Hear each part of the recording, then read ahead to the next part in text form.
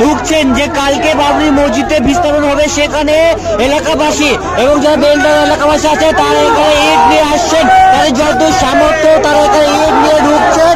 এলাকাবাসী তারা চেষ্টা করে যে যতদূর পাচ্ছেন, একটা দুটো পাঁচটা 10টা তারা ইট নিয়ে ঢুকছেন। এই মুহূর্তে আমরা দেখানোর চেষ্টা করবো, এই মুহূর্তে ইট নিয়ে ঢোকার চেষ্টা করছে যে বাবরি মসজিদ কালকে ভিত্তি স্থাপন হবে, সে ভিত্তি স্থাপনে এখানে ইট নিয়ে যাওয়ার চেষ্টা করছে। এবং আগামীকাল বেলা 12টার সময় যেখানে এই বিধায়ক হুমায়ুন কবিরের নেতৃত্বে ভিত্তি স্থাপন হবে, ইট নিয়ে ঢুকছে এলাকাবাসীরা, ইট নিয়ে ঢুকছে বেলডাঙ্গা এলাকাবাসী এবং দূর দূরান্তের মানুষ শুধুমাত্র এখানে আসছেন শুধুমাত্র ইট নিয়ে দেওয়ার চেষ্টা করবো আমরা। ইট নিয়ে এলাকাবাসীরা আসছেন এবং 10টা 5টা 2টো 1টা যে যেমন পাচ্ছে ইট নিয়ে ঢোকার চেষ্টা করছেন যে আগামীকাল বাবরি মসজিদের ভিত্তি স্থাপন হবে।